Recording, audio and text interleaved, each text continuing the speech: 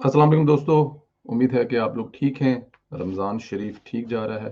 अल्लाह ताला की ज़ात आप लोगों पर अपना हिफ्ज़ व करम रखे और आपके रोज़े आसानी से खूबसूरत, मीठे-मीठे, प्यारे-प्यारे और ठंडे-ठंडे गुज़रें।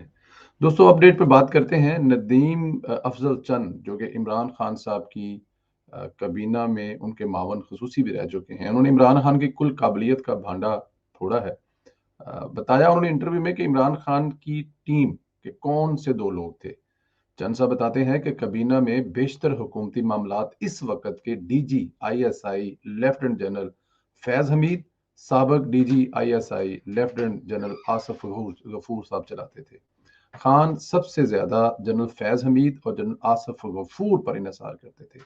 हुकूमती पॉलिसियां भी यही दोनों अफराद तय करते, यानी इमरान खान की आंख और क्या उसे कहते हैं कान थे। मतलब ये सुनते भी इन दोनों के थे जो ये कहते थे, और देखते भी इन दोनों की नज़र से थे।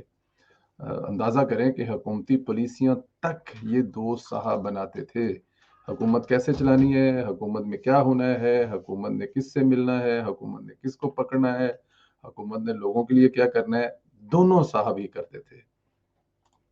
इससे बड़ी इमरान खान की नाअहली और क्या हो सकती है। इमरान खान की काबिलियत अब क्या थी वो आप लोग बस समझ ही जाएं। ये भी कहा जाता है कि आर्मी चीफ की मुद्दत मुलाजम में तोसी का नोटिफिकेशन भी आसफ गफूर ने जारी किया था। शाहिद मेतला साहब ने दावा किया आसफ गफूर ने खुद टाइप किया था, इसलिए अंग्रेजी की गलती भी थी कि आसफ गफूर साहब ने ये खुद ही टाइप किया था और इमरान खान के साइन करके। आपको वो भोंडा सा लेटर तो याद होगा कि इंतहाई भोंडे अंदाज में वो लेटर था जिसपे कुछ भी नहीं था सिवाय इमरान खान के जो सिग्नेचर थे। चंद साहब फिर बताते हैं कि इमरान खान हुकूमत में जनरल फैज के किरदार से मुतल्लक सवाल पर इनका कहना था कि जनरल फैज एस्टेब्लिशमेंट नहीं बल्कि तहरीक इंसाफ और हुकूमत का हिस्सा थे। वो रोजाना ही वजीर आजम के चैम्बर में मौजूद होते थे। नदीम असल चंद बकौल उन्हें ये लगता था कि शायद डीजी आईएसआई से हाथ मिलाने पर जलजला आता है, लेकिन वहां तो रोजाना ही जनरल फैज हमीद से मुलाकात होती थी और ऐसा कुछ नहीं हुआ। इक़्तिदार से बेदखली के बाद इमरान खान की जानब से साबिक़ आर्मी चीफ कमर जावेद बाजवा पर लगाए गए इल्जामात के हवाले से नदीम अफजल चंद का कहना था कि इमरान खान तो आखिरी वक्त तक उन्हें मुद्दत मुलाजत में तुसी की पेशकश करते रहे और कहते रहे कि आप हमें छोड़कर ना जाएं। आप कोशिश करें कि ये जो आपके इलेक्शन है ना, ये आप करवाएं और इलेक्शन करवाने के बाद आप जाइएगा। अभी फिलहाल आप हमारे साथ रहें। लेकिन अभी इमरान खान साहब जो इल्जाम लगा रहे हैं वो भी आपके सामने है। अच्छा, जस्टिस काजी फायज ईसा के खिलाफ रेफरेंस भेजने से मुतल्लक साबिक मामून खसूसी का कहना था कि हुकूमती अजलास में यह तय हुआ कि जस्टिस काजी फायज ईसा के खिलाफ रेफरेंस नहीं भेजा जाएगा। ये हुकूमती जो अजलास था उसमें तय हो गया था कि हम लोग रेफरेंस नहीं भेजेंगे, एक पंगा नहीं लेंगे।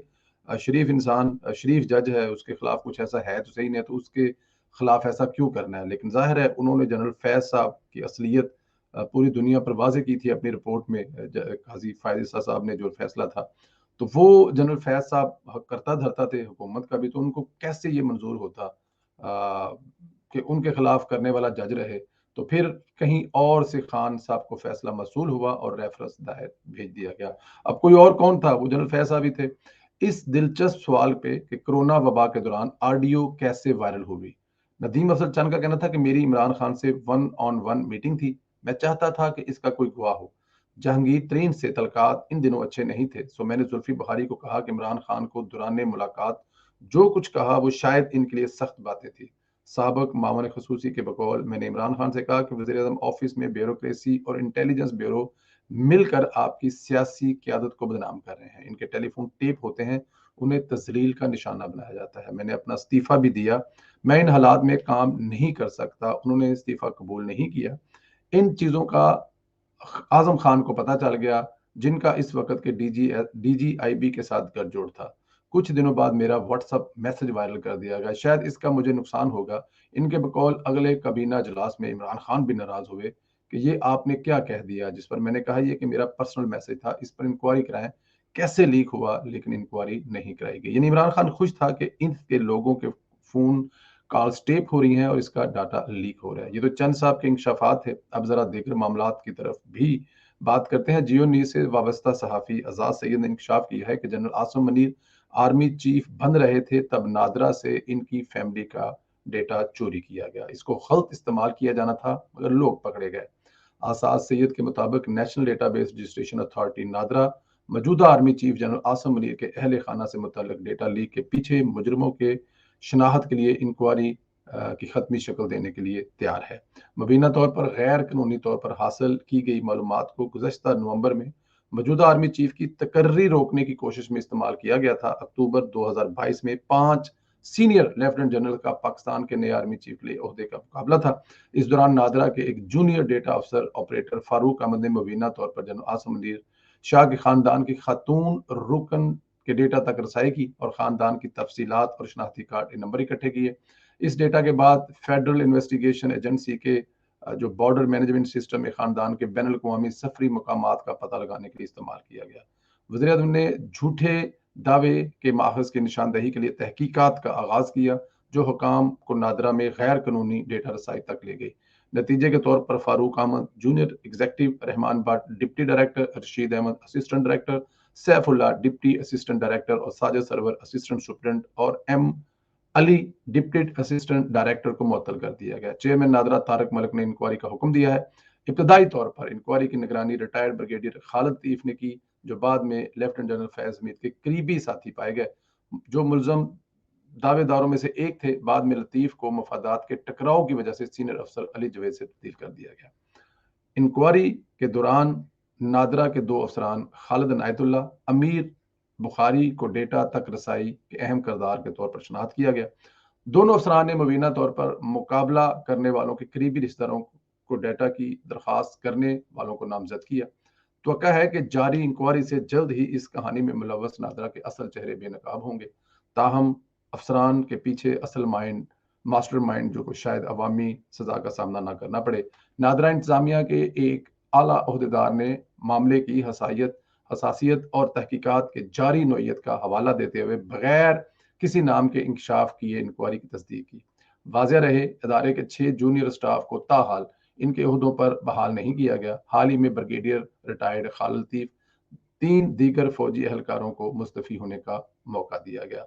जारी इंक्वायरी की रोशनी में नादरा इंतजामिया के आला ओहदेदारों में से एक ने मामले की हसासियत के पेश नज़र अपना नाम जाहिर न करने की दरखास्त की और किसी भी आला ओहदेदार का नाम लेने से इनकार करते हुए कहा वो कुछ नहीं कह सकते क्योंकि इंक्वायरी अभी जारी है। एक अहम सरकारी एहलकार का दावा है इस वाक़े में दीगर कुछ अहम वाक़यात से इस डेटा के मुहाफ़िज़ अदारे में कुछ आला ओहदेदार नौकरियां खत्म हो सकती हैं। ये बहुत अहम बात है। अब राज खुल रहे हैं कि कैसे जनरल आसम मुनीर का रास्ता रोकने की पूरी कोशिश की जाती रही। खबर तो यहाँ तक है कि जनरल फैज ऐसे ही जल्दी रिटायर नहीं हुए। बहरहाल अब तो खुलकर सब कुछ सामने आ रहा है क्योंकि जाहिर है अर्ली जो रिटायरमेंट थी उसमें एक बहुत बड़ा ये भी था कि अगर वो अदारे में रहते हैं तो जो जो उन्होंने किया हुआ है अगर उनकी इंक्वायरियां हुई तो फिर वो अगर अदारे में होंगे तो उनके खिलाफ एक्शन भी लेना पड़ेगा और एक्शन होना था।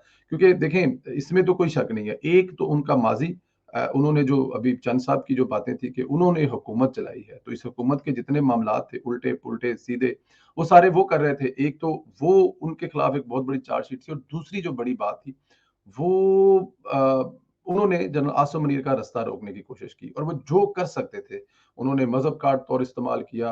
वो आपको पता है उसके बाद उन्होंने वो मजहब कार्ड, आपको सऊदी अरब वाली सारी गेम याद होगी, वो वाला कार्ड भी इस्तेमाल किया। उसके अलावा उन्होंने लॉबिंग की इनके खिलाफ बहुत ज्यादा। जनरल आसम मुनीर साहब के खिलाफ मुकाबला था डेफिनेट, या वो बनेंगे या वो बनेंगे। और जो बंदा अपने तौर पर चीफ ऑफ आर्मी स्टाफ बनकर बैठा हुआ था पिछले 2 ढाई 3 साल से, उसकी प्लानिंग के मुताबिक वो अगला चीफ ऑफ आर्मी स्टाफ था। फिर उसके बाद उसने अगली हुकूमत बनानी थी।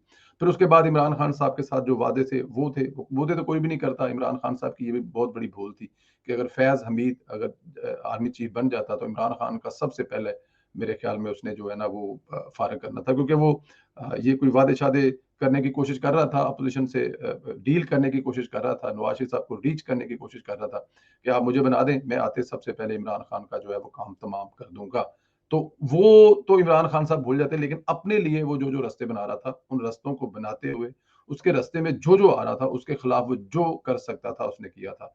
आसम मुनीर साहब को मुख्तलिफ जगहों से मतलब वो तय कर रहे थे कि उनको जिधर से भी मतलब फायदा हो जाएगा, चाहे वो सऊदी वाली साइड, ईरान वाली साइड, चाहे वो डेटा, चाहे वो और बहुत सारी चीजें हैं। और इमरान खान को तो वैसे भी आसम मुनीर के साथ एक मसला था کیونکہ انہوں نے اس کی بیوی کی کرپشن پکڑی تھی اور ان کو بتایا تھا، کیا کچھ نہیں تھا، صرف بتایا تھا کہ آپ کی بیگم جو ہے وہ یہ کارنامے کر رہی ہے، تو اپنی ذرا منجی تھلے ڈانگ پھیریں. لیکن عمران خان صاحب نے اپنی منجی تھلے ڈانگ نہیں پھیری، بلکہ دفتر جو ڈانگ پھیر کے تو آصم منیٹ صاحب کو فارغ کیا تھا. یہ وہ چیزیں تھی جو مطلب اس وقت ہیپننگ ہوئی تھی. لیکن اللہ تعالیٰ کی ذات رحم کرے، کرم کرے.